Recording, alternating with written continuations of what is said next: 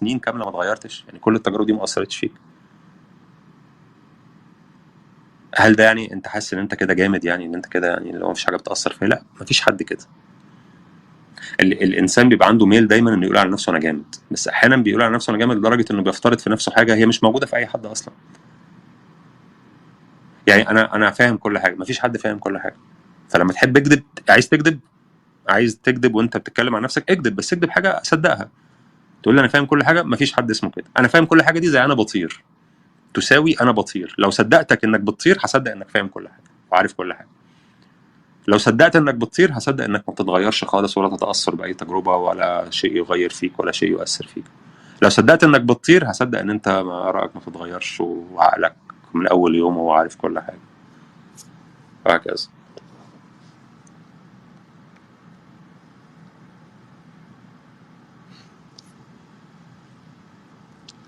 في خبر عاجل بيقول ان مبابي خلاص مستبعد من جولة اليابان وانه خلاص رايح الريال. تعليقك؟ لا اعتقد. مقدرش انفي او اكد طبعا، بس لا اعتقد. لازم برضه يا جماعه نفهم حاجه مهمه الناس برضه تاخد بالها منها. اوكي، الصحف الالكترونيه والقنوات و الناس دي بتتغذى على المشاهده. الصحيفه الالكترونيه لما تنزل خبر في لينك، اهم حاجه في حياتهم انك تعمل كليك على هذا اللينك تدخل هذا الخبر. اوكي، فهنفترض ان هم صحي الصبح ما عندهمش خبر، هيسيبوك كده؟ لا، هيخترعوا لك خبر. مش هيخترعوه من الهوا، مش هيخترعوه من العدم، مش هيجيبوا شيء ملوش وجود ويوجدوه، لا، بس هيشوفوا حاجه صغيره قوي مثلا وياخدوها يكبروها ويعملوا منها خبر. فانت تخش عشان تعرف. زي النهارده كده كنت بقلب على التايم لاين، لقيت خبر بقى عبيط اللي هو رخيص جدا. يقول لك خبر في اكونت اسمه إيه يا ربي، حاجه ليها علاقه بالترانسفير ويندوز ومش عارف ايه. بيقول لك ان هذا مش عارف الكلاب سسبندد فور فاينانشال فير بلايز، ومش قايل لك مين هو النادي اصلا. يقول لك كلاب سسبندد فور فاينانشال فير بلايز، فاينلي ذا كلاب سسبندد فور فاينانشال فير بلايز، وحاطط لك اللينك. اخيرا هذا النادي تم معاقبته بسبب اللعب المالي النظيف، وحاطط لك اللينك. طبعا انت عايز تخش اللينك عشان تعرف انهي نادي.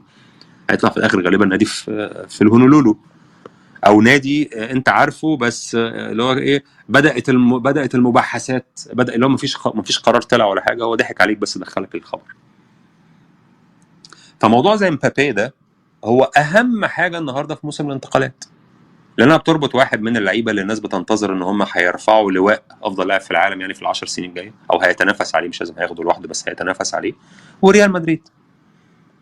بضاعه قويه جدا، اللي هيلحق يعمل منها شغل هيلحق، واللي مش هيلحق هيندم.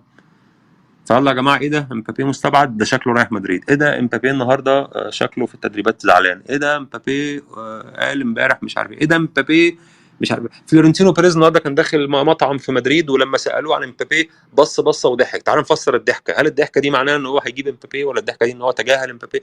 هنقعد بقى نعيش في هذا الفيلم طول الوقت. عن نفسي بصراحه بحس ان انا تافه جدا ان حد يضحك عليا ويقعد يجرجرني وراه طول الصيف في حكايات زي دي.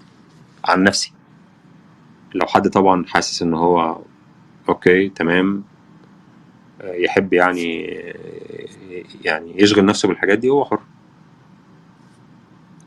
كابتن عفيفي، بالنسبة للاعب مبابي اليوم تم إعلان ناديه بأنه لن يبقى. هل تتوقع قدومه للدوري السعودي؟ لا أتوقع قدومه للدوري السعودي على الإطلاق. لأن بطبيعة الحال لعيبة زي مبابي، زي فينيسيوس جونيور، زي إيرلين هالاند، دول اللعيبة اللي منتظر إن هم هيتسيدوا العالم في ال10 سنين الجايين. فهو عشان يتسيد العالم ويبقى قريب دايما من البطولات الكبرى والعقود الإعلانية الكبرى والنجومية الكبرى والفلوس الكتير وكل هذه الأشياء، محتاج انه يبقى في بقعة الضوء، في دائرة الضوء أطول فترة ممكن. محتاج انه يكون في أوروبا في دوري من الدوريات ال5 الكبرى، يا حبذا لو كان الإنجليزي، لأن الإنجليزي هو الأكثر مشاهدة، أو تكون في مدريد وبرشلونة لأن هم برضه عندهم مشاهدة خاصة بيهم، ملهاش علاقة بأن الليجا مشاهدة، بل برشلونة ومدريد مشاهدين بشكل منفصل يعني. وانك تكون موجود في الشامبيونز ليج، وانك توصل لادوار نهائيه احيانا، تاخد البطوله احيانا، مش عارف ايه كذا. الابتعاد عن هذا الشيء هو يعني تضحيه كبيره جدا، ما اعتقدش ان في حد هيعملها في سن مبابي، بالذات ان مبابي خلاص يعني بينتظر ان السنين الجايه دي تكون سنينه يعني.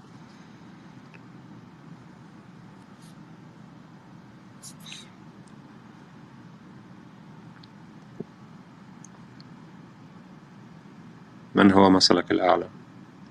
ما عنديش مثل أعلى معين، مش لأن مفيش حد كويس يعني، بس أنا عمري في حياتي ما حسيت إن في حد أنا عايز أبقى زيه. يعني في حد بيبقى في حاجة بتعجبني جدا، بس أبقى زيه كله على بعضه كده، كله أشتري لا. في حد تاني في حاجة تانية بتعجبني فيه كده، في حد تالت في حاجة تالتة بتعجبني فيه، في حد رابع كذا. لكن حد كل حاجة فيه بتعجبني أنا عايز أشتري البيعة كلها على بعضها، لا ما حسيتش الإحساس ده قبل كده. إن حد يعني اللي هو أنا همشي على خطاه أشوف هو عامل إيه وأحاول أعمل زيه، ما بحسش الإحساس ده. تاني مش لأن مفيش حد يستحق يعني وإن أنا أعظم وأجمد خالص إطلاقا، بس لأني ما حسيتش الإحساس ده. بحب حاجات في ناس، لكن أحب ناس كلها على بعضها كده ما بيمشيش معايا الموضوع.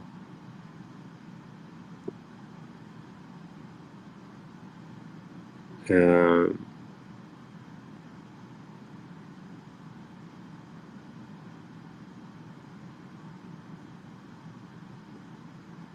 هل من الطبيعي تمسك ريال بمبابي رغم أفعاله آخر سنتين مع باريس؟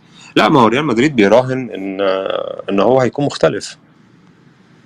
يعني ما أعتقدش إن بيريز بيفكر إن أنا هاخد مبابي أعمل معاه اللي حصل معاه في باريس وأسلمه مفاتيح النادي. ما أعتقدش إن ده هيحصل يعني. وهو نفسه مبابي ما أعتقدش إن هو متوقع حاجة زي كده يعني. هو طبعا أفضل حاجة ممكن يوصل لها مبابي إن هو يبقى النجم الأول والأوحد في مدريد، فيبقى عنده باور، يبقى عنده نفوذ، يبقى عنده ليفرج يسمح له إن هو يعمل اللي هو عايزه. بس ده كمان ليه آخر في مدريد، ليه آخر وفي باريس ليه آخر، بس الآخر بتاع باريس ده أصغر يعني، أقرب، تقدر توصل له بسرعة. لكن في مدريد لا، صعب. يعني يعني رونالدو وصل، حتى رونالدو ما وصلش لكده، لأن رونالدو في الآخر لما حب يتفاوض على عقد ما عجبوش، بيريز قال له امشي، خرجه. راموس لعيب من أساطير اللعبة يعني، لما في الآخر كان عايز يجدد سنة، مدريد عايز يجدد سنة وهو عايز يجدد ياخد عقد أطول بتاع، خرج. فأنت مبابي عارف إنك في مدريد لا، مش هتقدر تاخد راحتك اللي كنت واخدها في باريس سان جيرمان، ومدريد نفسه عارف كده.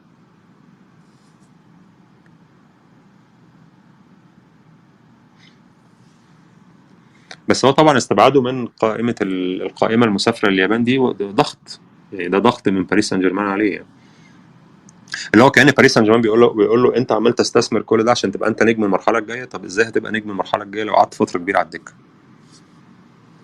وكأن هو ده السؤال اللي بيطرح فعلا يعني. هتعمل ايه يا نجم المرحلة الجاية لما تقعد الفترة طويلة على الدكة؟ هل ده هيأثر عليك؟ هيأثر على مستواك؟ هيأثر على نظرة الناس ليك؟ هيأثر على قدرة الأندية انها تضحي عشانك؟ ده اللي بيلعب عليه باريس. بس انا اعتقد ان مبابي هيصمد يعني عادي جدا وهيعمل اللي هو عايزه. لا اظن ان مدريد هيدفع رقم غير عادي عشان ياخد السنه الاخيره في عقد مبابي، هو فاضل له سنه واحده بس، لا اظن.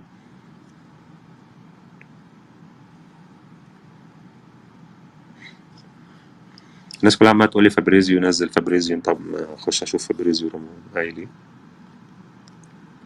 لو فابريزيو قايل ان هو مش رايح ما احنا عرفناها خلاص دي لسه. هل هو قال ان هو رايح اليابان؟ رايح understand PSG consider Mbappe for sale starting from today. Paris Saint-Germain feel Kylian Mbappe wants to leave for free. He did not communicate anything yet despite Al Khalifi public statement. PSG decided to exclude. اوكي يعني الخبر بيقول ان باريس سان جيرمان بيعتبر كيليان امبابي للبيع. طيب للبيع بكام؟ ب 200؟ مين هيدفع 200؟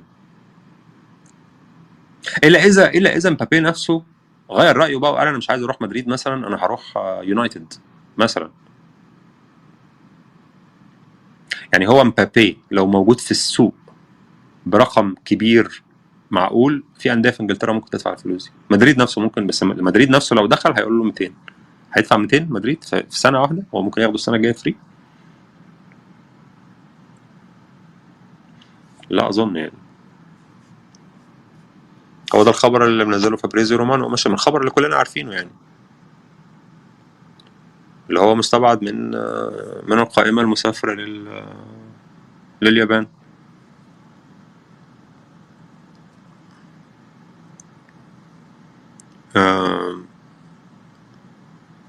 Breaking: Kylian Mbappe will not play for PSG until he announces his decision. Renew or leave. جدد أو امشي.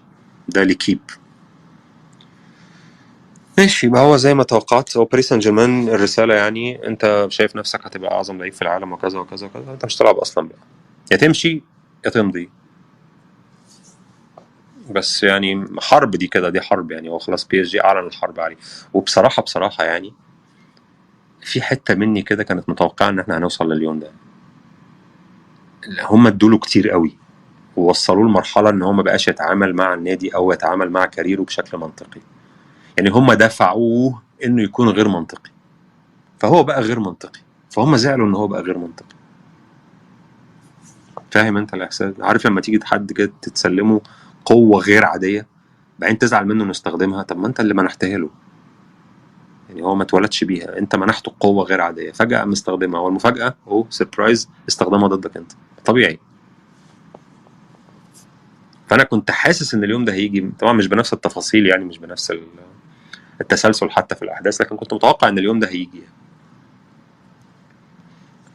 اللي هو هنحضر العفريت ومش هنعرف نصرفه.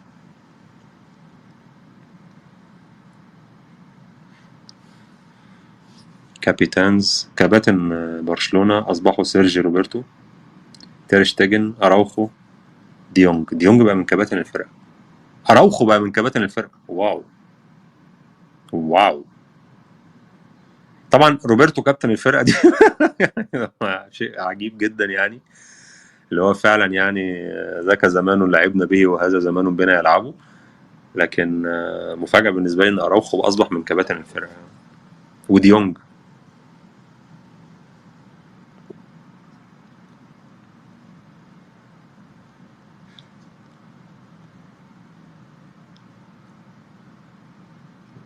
آه،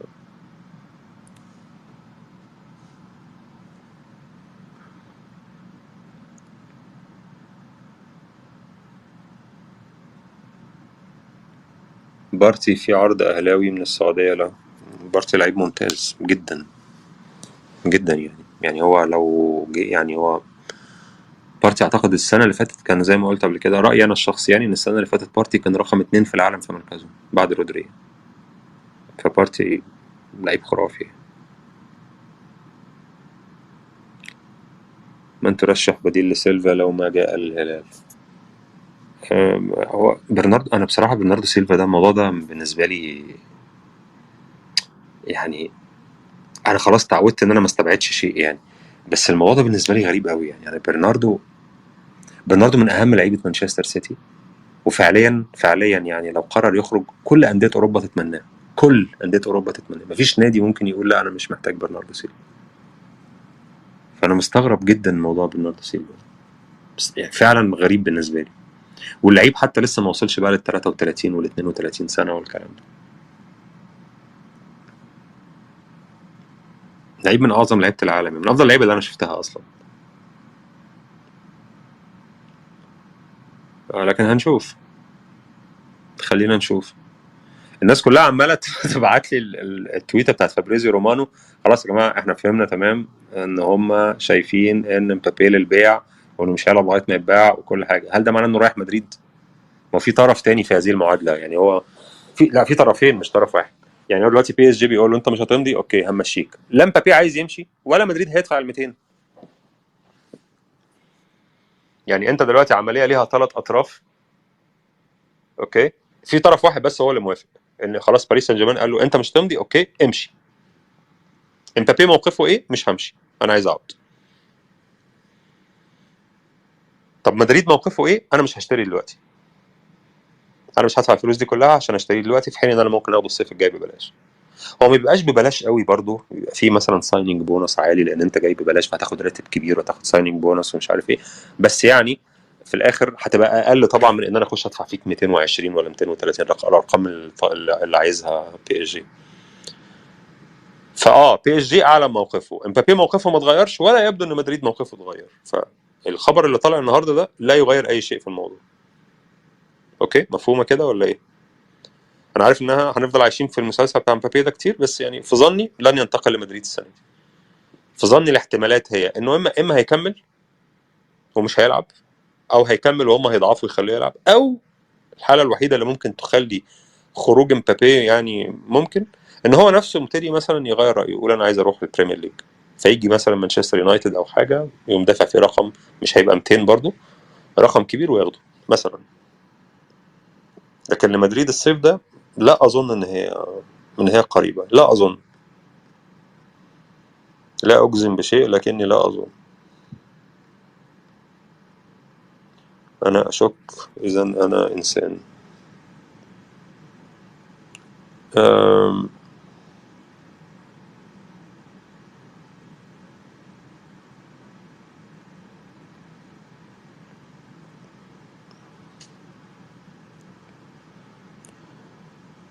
أه...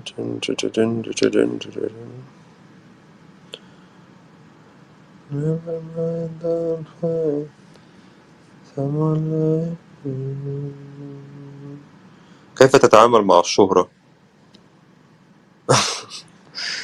حاسس ان ده سؤال في مجلة الكواكب في مصر عام 1994. كيف تتعامل مع، لا اتعامل يعني عادي يعني مش حاسس ان في حاجة يعني عادي يعني ساعات اقابل حد مثلا يسلم عليا فيقول لي متصور، اقول له اتفضل بتاع وخلاص انتهى الموضوع، يعني مفيش حاجة اكتر من كده يعني. هو هل الموضوع احيانا بيبقى مزعج؟ طبيعي طبعا احيانا بيبقى مزعج، لان انا ساعات ببقى مثلا في مطار ومستعجل، ساعات ببقى مودي زفت خالص يعني مش قادر اتكلم مع حد كده، لكن عادي غير كده عادي يعني مفيش حاجة معينة يعني.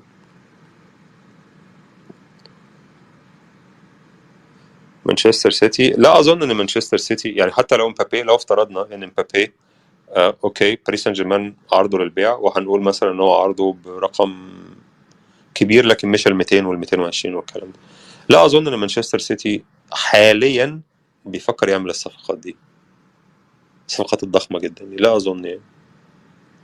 مانشستر سيتي داخل في سنتين اعتقد دلوقتي، بدأ يوزن اموره المادية كتير. اولا عدد اللعيبه اللي بيشتريهم، يعني لو حد ياخد باله مثلا مانشستر سيتي السنه دي السكواد سايز، عدد اللعيبه في الفريق اللي لعب الموسم السنه دي هو الاقل مقارنه بكل السنين اللي فاتت. عدد اللعيبه نفسهم اقل، عدد اللعيبه اللي بيتمرنوا واللي موجودين في الفريق واللي جاهزين للعب اقل من كل سنه. السنه دي خرج برناردو، دخل كوفازيتش، خارج محرز، لغايه دلوقتي مش واضح ان هو هيجيب جناح، ما ظهرتش حتى شائعات ان هو بيفكر في اي جناح، مما يدعو للاعتقاد ان مثلا فيل فودن وكول بالمر هياخدوا مساحه اكبر السنه الجايه حتى الان يعني. فمانشستر سيتي ما اعتقدش ان هو بدا يعني، او لسه بياخد هذه المغامرات يعني. النادي يبقى سستينبل اكتر يعني.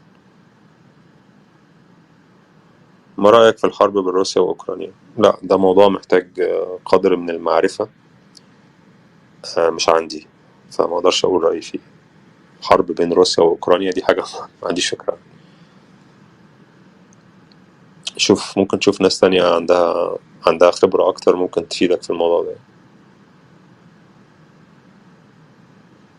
هاري كين ولا مبابي؟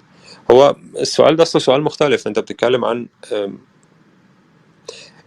وأنت مثلا بتتعاقد مع مبابي أو مع إيرلين هالاند، أنت بتتعاقد مع 5 6 سنين قادمة. بتتعاقد مع لعيب هيبقى مؤثر لمدة 5 6 سنين قادمة. هاري كين النهارده أحسن من مبابي وهالاند في رأيي أنا الشخصي، بس هاري كين فاضل له كام كورة في التوب ليفل، فاضل له كام سنة كورة في التوب ليفل أقل. هي دي الفكرة يعني. هاري كين ده هو طبيعه اللعيبه اللي كانت بتروح مدريد زمان، يعني زمان مدريد لما راح جاب مثلا لويس فيجو او زيدان او بتاع، الناس دي كلها ما كانوش صغيرين، هو جابهم وهو في التوب، وهم في التوب.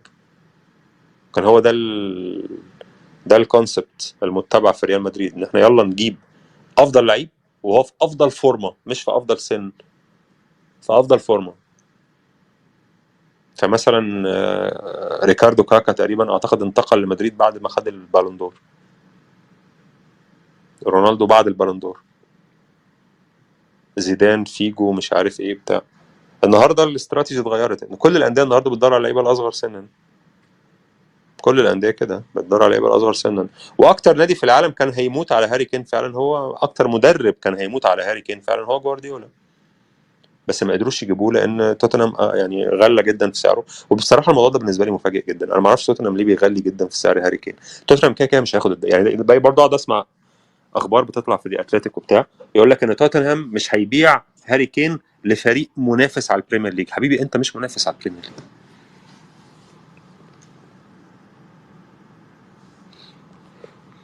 يعني انت مش الشخص اللي هو هينافس على البريمير ليج، لكن اللي هيخسرك البريمير ليج ان المنافس بتاعك كان عنده هاري كين. لا، انت بعيد عن الكلام ده، بتاخد الفلوس. يعني لو جالك 150 تبيع، 120 بيع. هاري كين فعليا النهارده هيضيف لك ايه جديد؟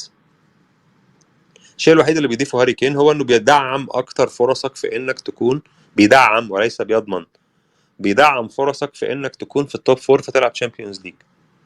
لكن دي برضو ما بيضمنهاش هاري كين، لا يضمنها لك هاري كين، هو بيدعمها. لكن لو جالك 120 على الترابيزه بيع.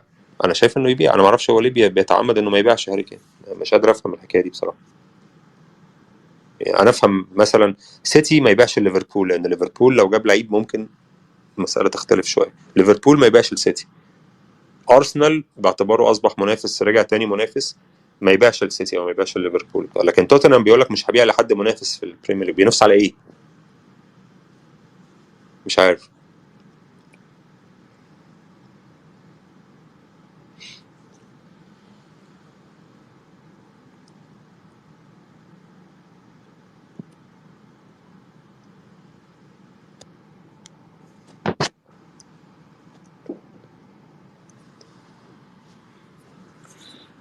كابتن مرحبا، الله يسعدك. سؤالي لو الله يسعدك كده، انا قريتها بالسعودي اصلا الله يسعدك، بس انا قريتها بالسعودي. اوكي. الله يسعدك. سؤالي لو استشاروك من تختار لاعب ايه فئة ايه للهلال، هذا اذا كان في لاعب ايه للهلال اصلا. حسب انت لاعب فئة ايه فنيا ولا لاعب فئة ايه جماهيريا. يعني احنا لو قسمنا لعيبة كاتيجوريز مثلا، فميسي ورونالدو دول مستوى لوحدهم. تحتهم شوية في مثلا نيمار، برضو مستوى لوحده. انا بتكلم على الجماهيرية والتأثير والشهرة وكذا. بعدها بيجي بقى ناس تانية كتير. لكن لو هنتكلم عن لعيبة فنيا، بغض النظر بقى عن التأثير الجماهيري والتسويقي وكذا وكذا، فمن المتاحين مثلا او من اللي فيه كلام عليهم، ممكن يكون اهم اسماء في اللحظة دي. يعني خلينا نقول ان اهم اسماء جت الدوري السعودي في الصيف، بغض النظر عن القيمة الدعائية والتسويقية وكذا كذا، اهم اسماء كمستويات يعني، سواء جم او يعني في احتمال ان هم يجوا. كريم بنزيما طبعا مفيش كلام، رياض محرز طبعا، ساديو ماني طبعا. اي حد تاني اقل، اما اقل فنيا او اقل لاسباب اخرى. يعني مثلا يعني نقوله كانتي يتحط في نفس الفئه دي معاهم، بس نقوله كانتي اصاباته الكتير اخر سنه تخليك شاكك شويه، تخليك مستني لما الموسم يبدا. لكن حتى على فكره حتى بنزيما، لكن بنزيما على الاقل لعب كتير الموسم اللي فات، اتصاب كتير بس لعب كتير. لكن ممكن نقول بنزيما، محرز، ماني، هما دول اعلى حاجه كاسماء ايه، ليفل ايه في الناس اللي بيتكلموا عنهم. مالكوم لا مش ليفل ايه، مش مكانه هيبقى لعيب سيء بس مش ليفل ايه. حتى روبن نيفيش مش ليفل ايه. لو افترضنا ان ليفل ايه ده فيه محرز وماني وبنزيما، لا ما نقدرش نحط حد تاني مثلا من سيرجي ميلينكوفيتش سافيتش، او ممكن كاريدو كوليبالي يتحط برضه في فئه ايه ديت يعني نوعا ما.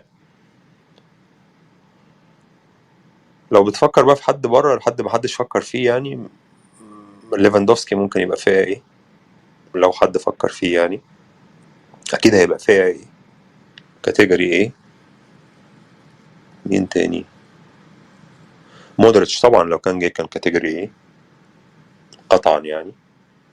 ميسي A بلس، احنا قلنا A بلس دي بقى اللي هي ميسي ورونالدو لوحدهم يعني.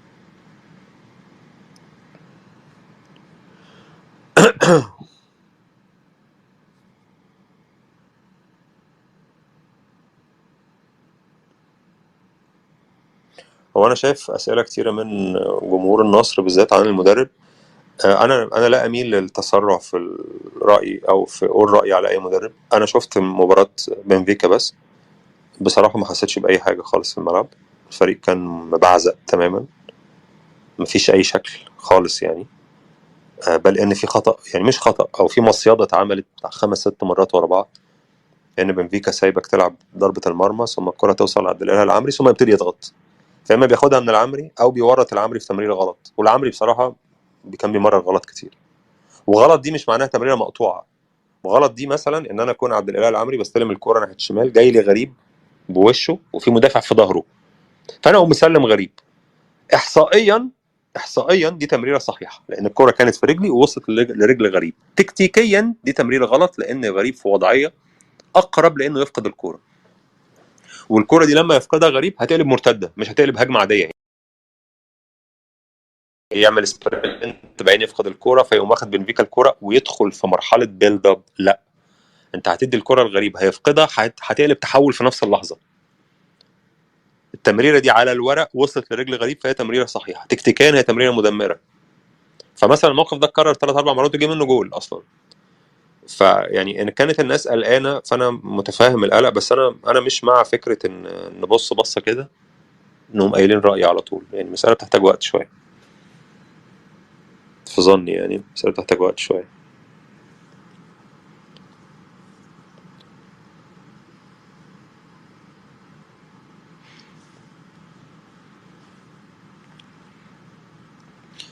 Do you see the way Mbappe and Cristiano Ronaldo reflect the greed that will become the way of how footballers will operate with clubs from now on? لا، أنا ما بشوفش إن كريستيانو رونالدو تعامل بجشع يعني شديد على مدار مسيرته. يعني كريستيانو رونالدو كان بيتفاوض عادي على عقوده عادي جدا، وكان بيتفاوض بشكل صعب وبياخد عقود عالية وكلها، بس ما حسيتش إنه جشع يعني.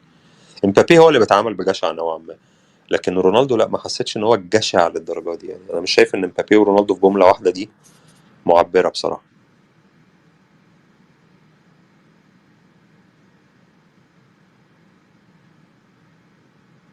طبعا في حد دلوقتي زعلان جدا بيقول لي يعني نيفيس مش ليفل ايه. ايوه، لو قلنا ان ليفل ايه في محرز وماني وبنزيما فنيفيس مش في المستوى ده. ارجو يا جماعه لو الناس بتقعد تتخانق مع بعض الخناقه بتاعت اللعيب بتاعي احسن من اللعيب بتاعكم يخرجوني منها، انا مش جزء من هذه الخناقات. هات اي حد كده اساله وقول له بنزيما، محرز، ماني، هل نيفيس، هل روبن نيفيس معاهم في نفس الليفل؟ شوف هو هيقول لك ايه، انسى كلام انا، شوف هو هيقول لك ايه. بغض النظر هو هيقول لك ايه، انا بقول لك بقى لا، مش معاهم في نفس المستوى.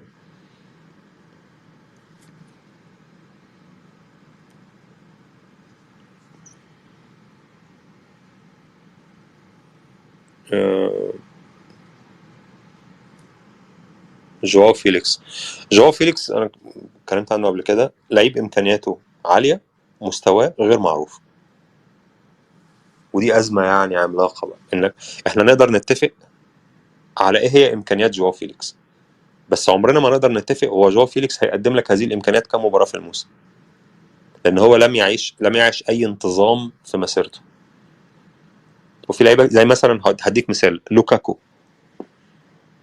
امكانيات لوكاكو مهوله، هيدي لك الامكانيات دي ولا لا الله اعلم. لان هي امكانياته المهوله دي راح انتر كان مكسر الدنيا، قبلها في يونايتد مفيش خالص، قبلها في ايفرتون كان مكسر الدنيا، بعدها في تشيلسي مفيش خالص. يعني هما الناديين الاكبر في مسيرته تشيلسي ويونايتد ما نجحش معاهم.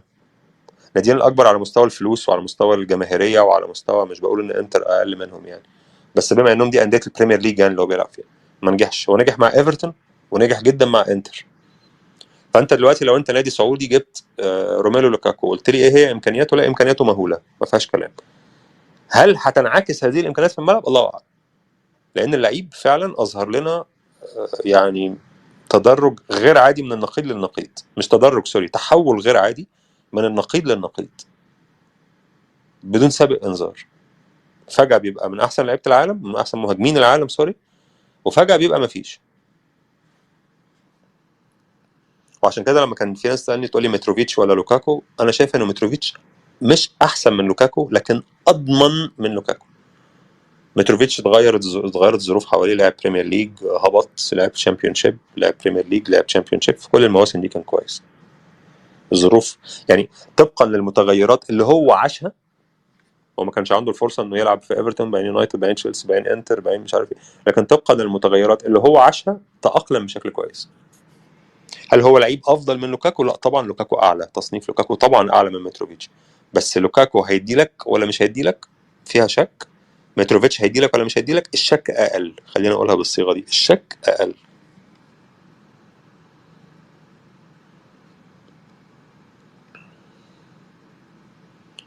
ممكن ولا صعبه ان مبابي يلعب في ارسنال؟ هو ارسنال نادي يقدر يدفع مبالغ كبيره. ارسنال دفع في ديكلان، بس هل ارسنال بعد ما دفع في ديكلان رايس اكتر من 100 ممكن يروح يدفع رقم كبير في مبابي؟ مش عارف. ارسنال نادي قوي ماديا، نادي غني، بس مش متاكد يعني.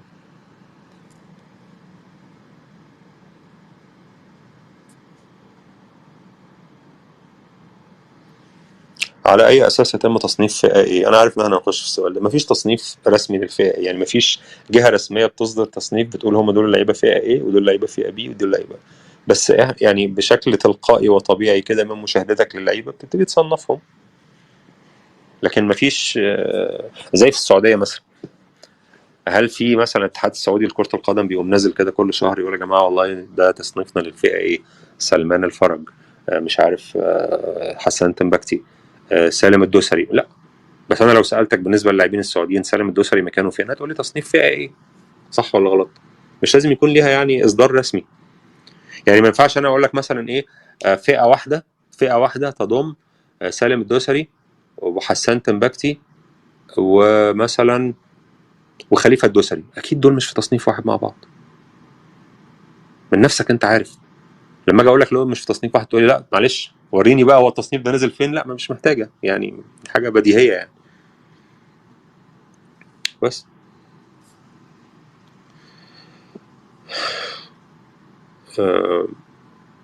بيتر كول سول، انا شفت بيتر كول سول مش كله بصراحه، بس شفت كذا جزء من بيتر كول سول وعجبني، حبيته جدا يعني. هل تتوقع حضور سيلفا للهلال؟ بصراحه لا، بس كل شيء وارد. لان زي ما قلت قبل كده، انا مش حاسس ان مانشستر سيتي بسهوله يطلع محرز وبرناردو في صيف واحد مع بعض. صعبه جدا يعني، بالذات برناردو. لكن ارجع اقول كل شيء وارد طبعا، والله اعلم. بس سافيتش عالي يا كابتن. سيرجي ميلينكوفيتش سافيتش طبعا لعيب عالي جدا. وانا لما اقول ان هو مش مستوى محرز وماني يبقى هو مش عالي؟ يعني هل ده معناه ان هو مش عالي؟ لا هو عالي. بس الناس دي بنزيما محرز امبابي، حتى بنزيما محرز امبابي مش حاجه واحده، بنزيما اعلى. انت عارف انت عامل زي بتعمل زي ايه يا محمد، زي يا هشام سوري، زي مثلا لما كان حد يقول لك ميسي ولا رونالدو فتقول له ميسي، يقول لك انت بتقلل من رونالدو. اقلل منه فين؟ ما هو انت ميسي او رونالدو دي الاجابه عليها كلمه. لو قلت ميسي هبقى بقلل من رونالدو، طب لو قلت رونالدو هبقى بقلل من ميسي؟ لا. هي السؤال اجابته كلمه. تمام. فمش معنى ان انت تقول فلان احسن من فلان، يعني مثلا ميسي ولا مارادونا، هل ايا كانت اجابتك هتبقى تقليل من التاني؟ من قبل ما تجاوب، من قبل ما اعرف اجابتك ميسي ولا مارادونا، فايا كانت اجابتك هل هي تقليل من التاني؟ زيدان ولا مثلا ولا رونالدو الظاهره؟ لو قلت زيدان تبقى بتقلل من رونالدو الظاهره، لو قلت رونالدو الظاهره تبقى بتقلل من زيدان. يعني يا جماعه خلاص بقى، يعني المفروض نكون تجاوزنا هذه الاشياء بقى وفهمناها كويس يعني.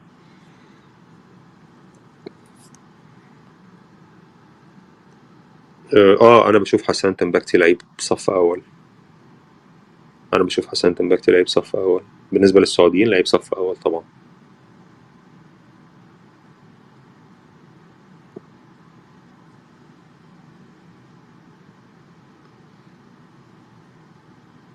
مش قصدي كده والله، سوري يا هشام. طيب معلش. سوري، ما تاخدهاش بشكل شخصي يعني.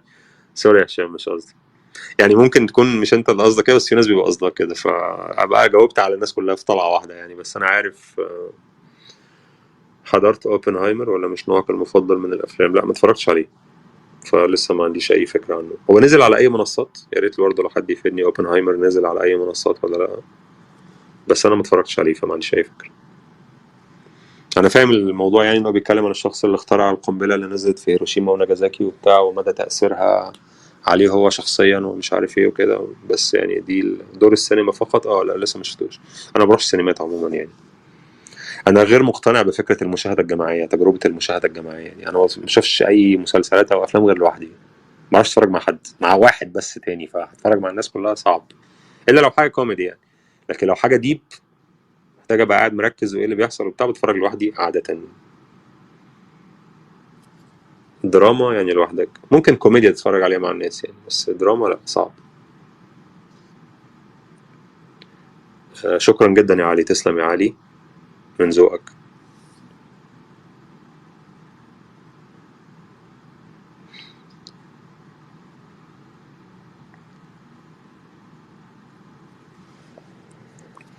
انا ما فهمتش كلامك امبارح عن الشخص المغرور، ماذا تعني؟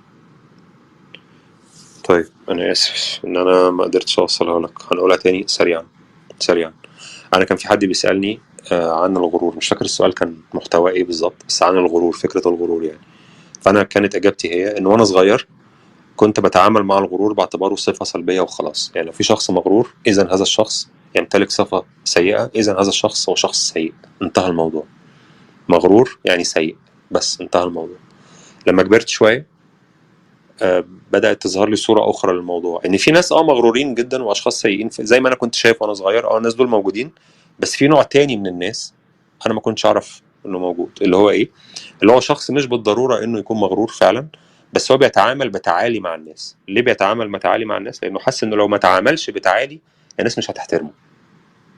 هو فعليا بيتعامل بتعالي مش لأنه حاسس إنه أحسن من الناس، بل كوسيلة دفاع عن النفس. هو حاسس ان الناس مش هتقدره كفايه، مش هتحترمه كفايه، فبيتعامل بتعالي عشان وكانه بيجبر الناس تاخد بالها ان هم محتاجين يتعاملوا معاه بحرص. خد بالك وانت بتتعامل مع مين. ففعليا هنا بيتحول التعالي او الغرور الى ديفense ميكانيزم، يعني اداه دفاعيه بتدافع بيها عن نفسك، لانك حاسس ان الناس ما عندهمش تقدير او ما عندهمش ذوق ومش هيحترموك غير لو انت عملت فيهم كده. طب هل الناس اللي بتعمل كده دي معذورين؟ بصراحه معذورين، لان في ناس كتير جدا ما عندهاش ذوق، ولو ما تعاملتش معاه بشكل عندنا في مصر بنسميه بوش خشب. معرفش دي بتتقال ازاي بقى في كل اللهجات، يعني انا معرفش الناس موجوده في السبيس هنا من لهجات مختلفه، بس احنا عندنا في مصر مثلا لما نحب نقول اقول لك اديته وش خشب. وش خشب دي يعني اديته وش، يعني تعاملت معاه بخشونه يعني. ففي ناس فعلا لو ما اديتوش وش خشب هو ما بيعرفش يحترم نفسه. لازم تديله وش خشب عشان يظبط نفسه. ليه؟ لانه ما عندوش تقدير من نفسه، ما عندوش ذوق من نفسه، ما عندوش احترام من نفسه، ما عندوش تمييز من نفسه.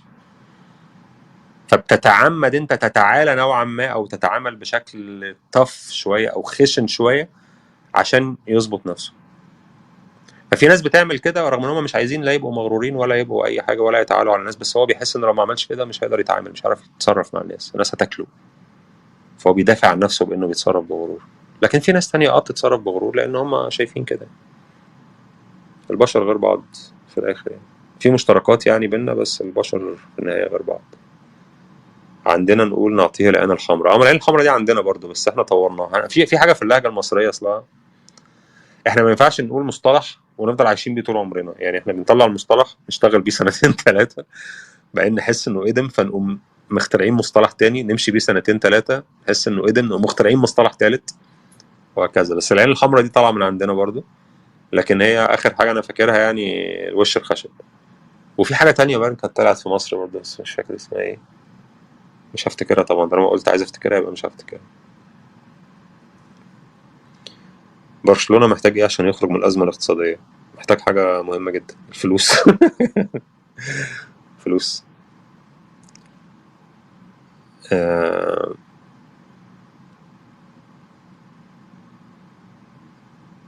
ماشي يا جماعه، هو الناس كلها عماله تنقل لي خبر ان مبابي مش مستبعد من القائمه المتجهه لليابان. اتكلمنا في الموضوع خلاص. بوكر فيس، لا بوكر فيس غير وش خشب. بوكر فيس يعني وش لا يعطي اي انطباعات، يعني وش محايد، ملامح محايده، انت ما تعرفش وانت باصص له هو مبسوط ولا زعلان. لكن الوش الخشب هو وجه غير محايد. وش الخشب هو وجه معبر عن الخشونه. تمام. وطبعا في ناس بتدي وش خشب وهم ما عندهم سالفه يعني. النموذج ده انا شفته كتير جدا. تلاقي الشخص اللي هو مثلا يتكلم ببطء، يتحرك ببطء، يبص لك كده نظرات تحس ان انت قاعد قدام شخصيه دراميه مكتوبه في روايه عمرها 150 سنه. عارف انت الشخصيات القديمه دي جدا، هو بيبقى لسه متاثر فيها وبيتكلم بنفس، بتحس انه متلبس هذه الشخصيه. يتصرف ببطء، يتكلم ببطء، عايز يقول لك ان انا تقيل قوي يعني. عاده بيبقى عندوش فكره يعني. او تجربتي انا الشخصيه يعني ان الناس اللي بتعمل كده عاده ما عندهاش فكره، او هم بيعملوا كده عشان يداروا ان هم ما عندهمش فكره في فراغ. هو بيحاول يداري هذا الفراغ بكل الكاريكاتير اللي هو عامله بره ده، اللي هو حركه بطيئه، صوت مش عارف ايه بتاع، مش عارف وقفه معينه، قعده معينه، مش عارف ايه اللي هو الاجواء دي كده. انا بحس ان لما حد يدي الاجواء دي كده ان هو من جوه ما فيش ابيض، يعني ما فيش حاجه خالص. واذكى الناس يعني واكتر الناس العقول المحترمه اللي انا شفتها في حياتي يعني ما شفتش ولا واحد فيهم بيهتم بالحاجات دي خالص.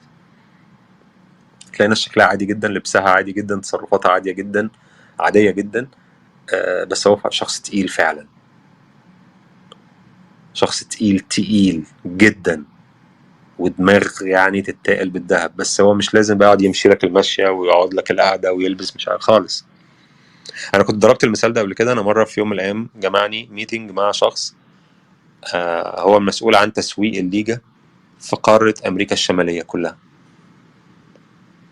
اوكي، الشخص ده لما تشوفه هو داخل الميتنج تشوفه اصلا هو جاي من بره كده، حاطط شنطه باك على ظهره، لابس بلوفر قميص بتاع، مش شكله عادي جدا جدا جدا، بس ده شخص تقيل تقيل تقيل تقيل تقيل. بس لان هو تقيل تقيل تقيل وذكي جدا، هو شايف انه مش محتاج يعمل الفيلم مش محتاج يمشي بقى المشيه اللي هي السينمائيه دي، ويخش يقعد القعده السينمائيه ويحط ايده بقى كده وهو بيتكلم، فانت تحس يعني بالفظاعه. هو مش محتاج الكلام ده كله، هو عارف انه جامد وانت عارف انه جامد، يعني هو مش محتاج يثبت لك شيء خالص يعني. فمعظم الناس اللي بتدي الشكل الكاريكاتيري ده انا من جوايا طبعا ما بحبش، يعني انا ما اعرفش احرج حد، بس بصراحه من جوايا بضحك، يعني من جوايا ببقى وشي مدي انطباعات محايده تمام، بس انا من جوايا بضحك، اللي هو خلاص يا عم احنا عارفين اللي فيها يعني ما انت خف كده. ما علينا. على العموم يعني لا انصح حد انه يعمل الحركات دي بصراحه، عشان لو حد يعني هرشك هيبقى من جواك، هيبقى من جواه بيضحك عليك جامد يعني. خليك خليك جامد فعلا يعني. حاول تطور مخك فعلا، حاول تفهم اكتر، حاول تتعلم اكتر عشان تبقى جامد فعلا. بدل ما تدعي انك جامد، حاول تبقى جامد فعلا، ده اللي هيبقى لك يعني. آه، هل انت مع استمرار الحارس نواف العجيدي والاستفادة من خانة الحارس بمراكز الاطراف؟ انا مع استمرار نواف العجيدي. انا شايف ان بقية المراكز، يعني خلينا نقولها بصيغة تانية، انت دايما تقدر تجيب اجنبي احسن من الموجود في كل المراكز كلها. كل 11 مركز انت تقدر تجيب اجنبي احسن من اللي موجود. طب انت هتختار ايه؟ هتختار المراكز اللي الفرق فيها بين الاجنبي والمحلي هو ابعد ما يمكن. فاهم قصدي؟ يعني هنفترض مثلا ان انت عندك جناح مستواه 4/10، هتجيب جناح مستواه 9/10، في 5 درجات فرق. طبعا مفيش لعيب بيبقى عليه درجه بالظبط، احنا بنقول الكلام ده للتسهيل للتبسيط. يعني مفيش لعيب اسمه مش هتخش كده على ترانسفير ماركت يقوم قايل لك اللعيب ده 4/10، لا احنا بنقول للتبسيط يعني. ففي جناح 4/10، في جناح تاني 9/10، فرق 5 درجات. طيب كويس. عندك ظهير 6/10 وانت معروض عليك ظهير 8/10، فرق درجتين. بتجيب الحاجه اللي تعمل فرق اكبر.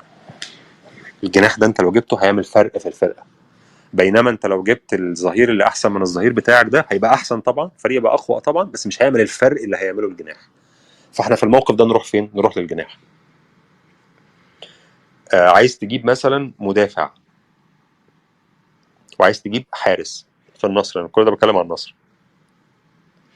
طب المدافع اللي انت هتجيبه احسن من المدافع اللي عندك بقد ايه؟ هنقول ب4 5 درجات. طب الحارس اللي هتجيبه احسن من الحارس اللي عندك قد ايه؟ ب3 درجات. لا هات المدافع. مفهوم؟ نواف العجيدي بقى بشكل مفصل وبعيدا عن سؤالك، من وجهة نظر انا التسلسل الطبيعي بتاعه ان هو يبقى حارس السعوديه، حارس المنتخب السعودي ل10 سنين الجايه. هو لعيب مؤهل جدا انه يبقى حارس المنتخب السعودي ل10 سنين الجايه. لعيب تقدر تستثمر فيه. طبعا ده مرتبط بحاجه مهمه جدا وهي عقل اللاعب وامكانياته جيده، لكن اكتر شيء بيدمر اللعيبه العرب عموما اللي بيحصل جوه عقولهم مش اللي بيحصل في رجليهم. الاوهام بقى، اوهام العظمه اللي بيعيشوا فيها والعالم الموازي اللي هو بيعيش فيه مثلا مع المتابعين على سناب شات او على مش عارف ايه بتاع، يقعد يندمج جدا في هذا العالم. وفي لعيبه بتندمج فيه لدرجه ان هم بينفصلوا عن الواقع. يعني في لعيب مثلا يبقى بيلعب مع فريقه مباراه حاسمه مؤثره وكذا وكذا وفريقه خسر، وتلاقيه تاني يوم مثلا منزل فيديو اللي هو يعني عادي جدا، ما كانش يعني كان ممكن جدا ما ينزلش، بس هو فعليا اصبح منفصل خلاص، اصبح ده العالم بتاعه. يعني العالم بتاعه ما بقاش ان فريقه خسر، العالم بتاعه هو ان انا عايز انزل فيديو دلوقتي للمتابعين على سناب شات. ما هو انت، انا وانت وكل الناس بنبقى جزء من عوالم مختلفه. يعني انا موجود في العالم بتاع اصحابي، وفي العالم بتاع عيلتي، وفي العالم بتاع زمايلي في الشغل، وفي العالم، احنا كلنا بنبقى جزء من عوالم مختلفه، بس العوالم دي مترتبه، يعني في اولويات فيها. فهو اصبح في لعيب بيبقى العالم بتاعه الاول، العالم اللي ليه اولويه اولى هو عالم المتابعين بتوعه، والناس بقى اللي لما بنزل حاجه بيبعتوا لي يهزروا معايا وانا بهزر معاهم، مش عارف، خلاص هو ده العالم الاول بالنسبه لي. فوالله احنا خسرنا امبارح مباراه مؤثره جدا، بس انا عايز انزل فيديو النهارده عشان مش عارف ايه بتاع. فمعظم اللعيبه العرب اللي بدمرهم دماغهم مش امكانياتهم يعني. فانا اظن ان نواف امكانياته ممتازه، اظن ذلك. لكن يعني هل دماغه، لعيب زي العبود مثلا، عبد الرحمن العبود، امكانياته هايله، لعيب مفيش حد شبهه في السعوديه. يعني هو كبروفايل، العبود كجناح بيفتح عرض الملعب، مش ممكن سالم ممكن يكون، بس هو حتى العبود اسرع من سالم. بس لعيب كبروفايل نادر، مفيش يعني. مين تاني زيه؟ يعني مين جناح بعرض الملعب غير العبود في اللاعبين السعوديين؟ غريب بيلعب للداخل، خالد الغنام بيلعب للداخل، سالم الدوسري بيلعب للخارج وللداخل. وبرضه سالم مش مقياس، لان سالم هو افضل جناح تقريبا مر من مش فاكر قد ايه يعني، سالم مش مقياس قوي يعني. مين الجناح اللي شبه العبود؟ مفيش حد، مفيش جناح شبه العبود. بس هو مش عارف العبود فجأة مش عارف ايه، فجأة بيلعب، فجأة ما بيلعبش، فجأة مستبعد، فجأة مش عارف ايه. يعني هل العبود هنا مشكلته في امكانياته؟ لا، هو امكانياته جيدة جدا، بس مشكلته في حاجة تانية. ودي أزمة معظم اللعيبة. لعيب زي كانو ده امكانياته مش شبه اللعيبة السعوديين اصلا. كانو لعيب امكانياته مهولة يعني، حاجة خرافية يعني. ومش سهلة تتكرر، مش مستواه بيتكرر عادي، امكانياته صعبة تتكرر. في فرق عشان برضه تبقى واضح معايا، اللعيب ده يمتلك ايه ده شيء، اللعيب ده بيقدم ايه ده شيء تاني. اللعيب يمتلك ايه دي عند كانو هو رقم واحد في اللعيبه السعوديين كلهم. يمتلك مش بيقدم، لا يمتلك ايه. لكن كانو بيقدم ايه عادي جدا. في ايام ممكن يبقى لعيب خرافي يذهلك، زي ماتشات في كاس العالم مثلا، كاس العالم المنتخبات، وزي بعض ماتشات الهلال. في اوقات تانية هتلاقيه مش موجود في الملعب، زي ايه؟ ما زي ماتش اوراوا، ماتش يعني مش هين ومش بسيط، نهائي اسيا، ما الراجل مش موجود. ففي مسافه ضخمه جدا بين ما يمتلكه وما يقدمه. والمسافه دي هي مشكله معظم اللعيبه العرب عموما، ان اللي بيمتلكوا حاجه بس اللي بيقدموا حاجه تانية خالص. طب الفجوه بين ما يمتلكه وما يقدمه دي ايه اللي بيحصل جواها؟ عقليته. عايز تعرف بقى المثال العكسي؟ كريستيانو رونالدو 38 سنه، دايما فت، دايما بيتحرك، دايما بيجتهد، دايما حريص.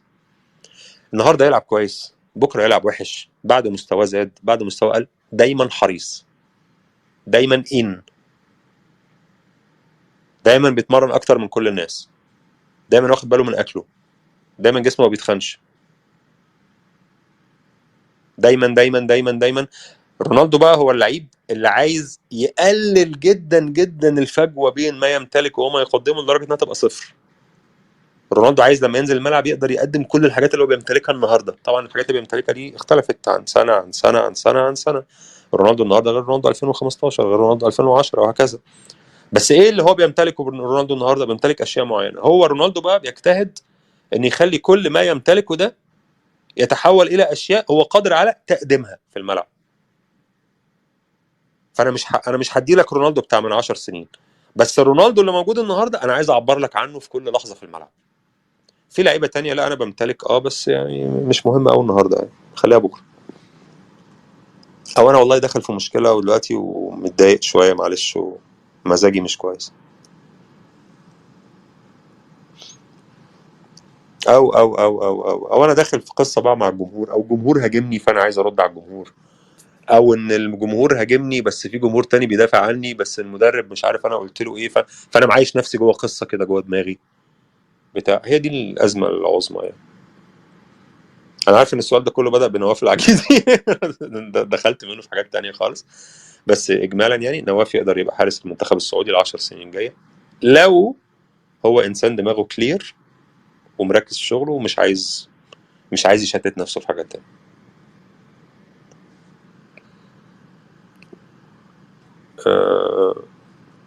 من أين تأتي بطلاقة الحديث؟ أشكرك جدا. ما أعرفش من أين تأتي، توفيق من عند ربنا يعني. لو أنت شايف يعني إن أنا بتحدث بطلاقة، لو ده رأيك يعني فتوفيق، أنا ما عنديش حاجة أقولها يعني، مفيش تمرين معين يعني. آه،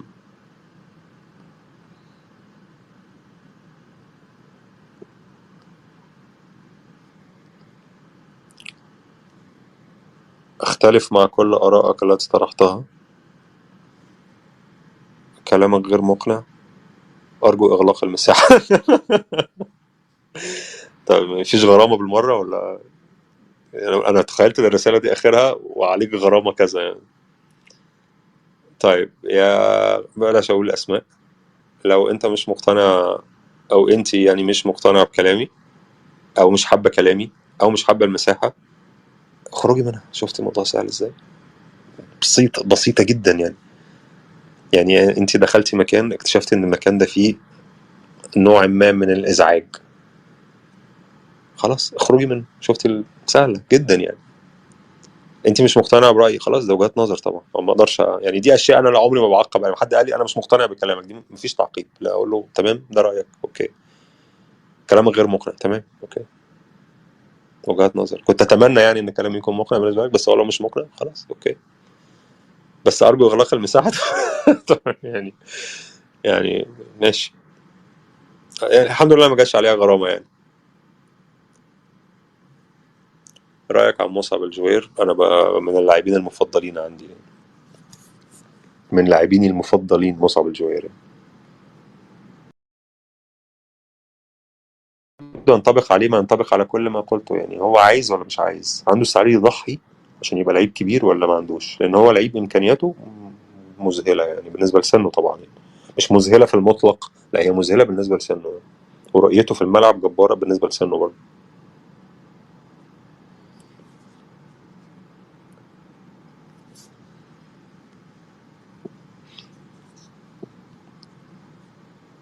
آه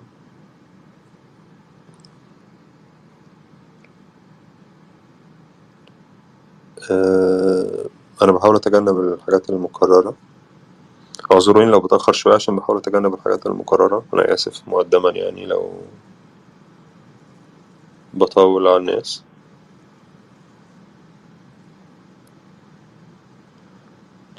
رايك في طيب، اي حد يا جماعه بيتكلم بيقول رايه في حاجه ليها علاقه بالكوره، ما تجيش تقول لي ايه رايك في كلامه. انا ما اقدرش اقول رايي في كلام حد، كل واحد حر بيقول اللي هو مقتنع بيه يعني، اللي هو بالنسبه له يعني. والشيء المقنع بالنسبه لي ممكن يكون مش مقنع بالنسبه لك، والعكس بالعكس.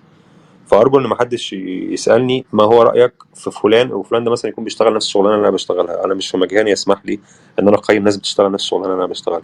انت اللي من حقك تقيمني وتقيمه يعني. انت كشخص بتسمع مني وبتسمع من حد وبتسمع من حد تالت وبتسمع مش عارف، انت من حقك بقى. لو انت حابب تقيم، لو انت حابب تشتري من الناس كلها انت حر، لو انت حابب تشتري من واحد بس انت حر، لو انت حابب تصنفهم ده احسن واحد ثم ده احسن انت حر، لو انت مش في دماغك التصنيفات انت حر. بس في الاخر ده حقك انت مش حقي انا. فانا ما اقدرش اقول اعقب على كلام حد تاني، ما بحبش اعمل كده. وما اقدرش اقول تصنيفات مين احسن من مين ومن ما اعرفش. انا راجل يعني بشتغل الشغلانه دي المزاجي، انا بحب الشغلانه دي فبحاول اتعلم فيها اكتر، بحاول ابقى فاهم فيها اكتر، بحاول اتكلم فيها لاني بحبها. بس انتهى الموضوع يعني، هنا بينتهي دوري يعني. لكن اقيم الناس وبتاع انا اقل من كده بكتير يعني. انا مش ده مش دوري اصلا يعني، بغض النظر انا اقل او اكبر، بس ده مش دوري يعني.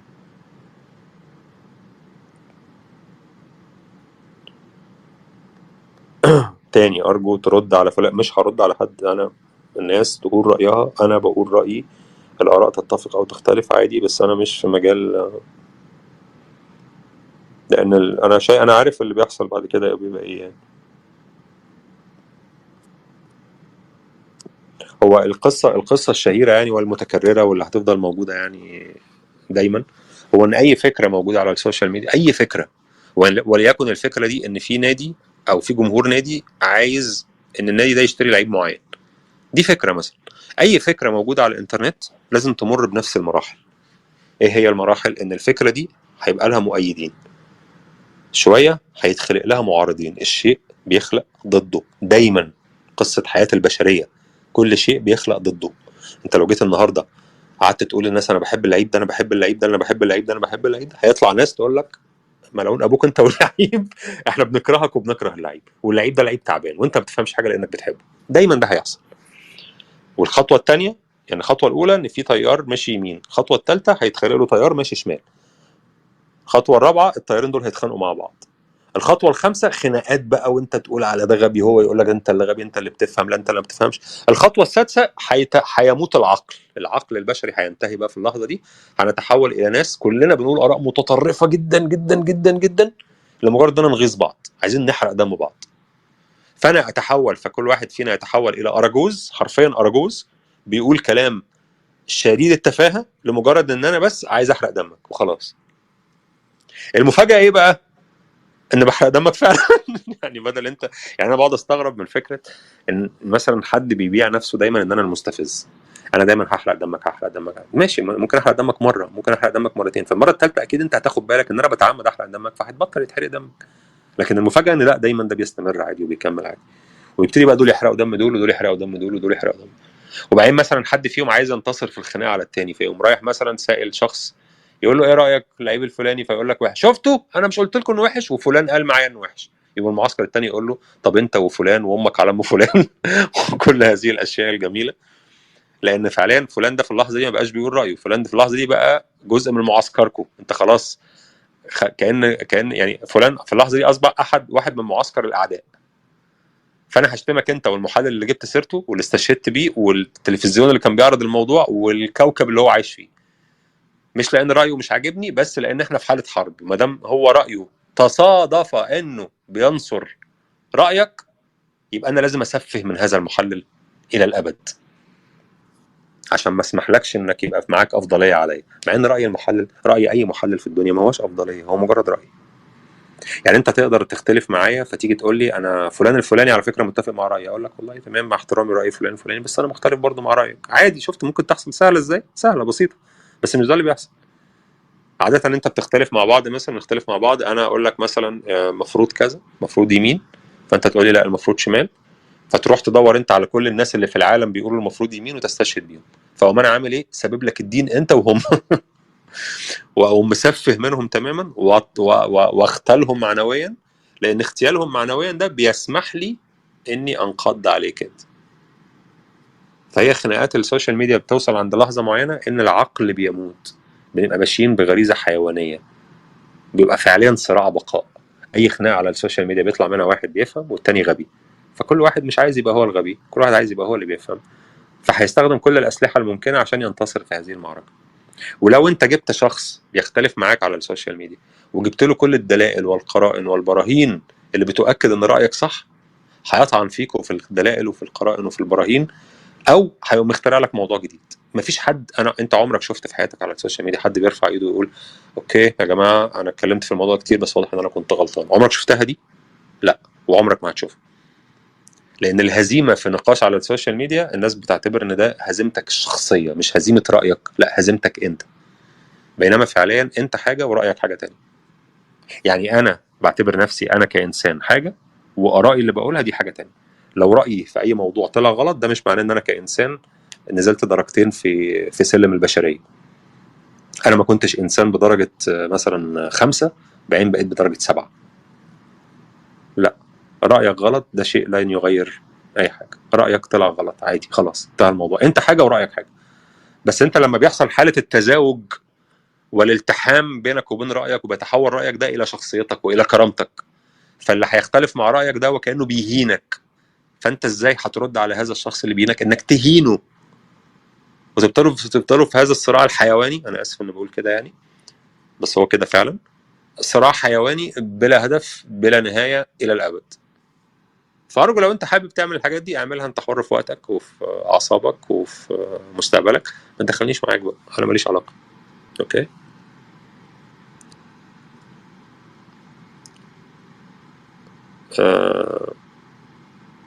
اوكي، في حاجات ما ينفعش اقراها اوكي تمام، ما ينفعش تتقري خالص يعني.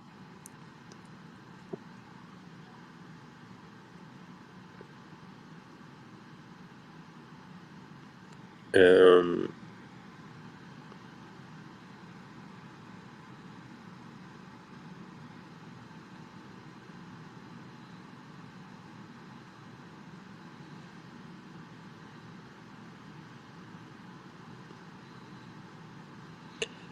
ايه رأيك لو افتح مساحة واستضيفك وندردش؟ طب ما انا بدردش فعلا اهو. طب يعني ايه الجديد اللي هيحصل؟ ما هو انا دلوقتي بدردش فعلا. شكرا طبعا للدعوة يعني، بس اتس اوكي يعني.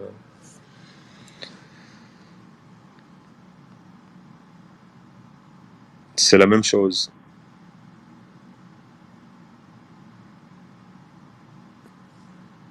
طيب اعتقد كفاية كده عشان انا طولت قوي في السبيس دي. مش عايز اقول بقى ان انا مش عايز اطول، مش عايز ازعجكم، مش عايز ابقى صداع، لان انا فعلا واضح ان انا بقيت صداع لان انا طولت جدا. فميرسي، شكرا. اسف لو حد بعت لي حاجة وانا ما شفتهاش. أم، وكالعادة يعني كل ما يقال هنا هو آرائي أنا الشخصية، ليست ملزمة لأحد، وأنت مش مطالب يعني، أنت مش محتاج تستشهد بيها قدام حد، ولا محتاج تلزم نفسك بيها، ولا هي ليها أي علاقة بيك. هي ليها علاقة بيا أنا، لأن أنا اللي قايلها وبس. تصبحوا على خير. بونوي.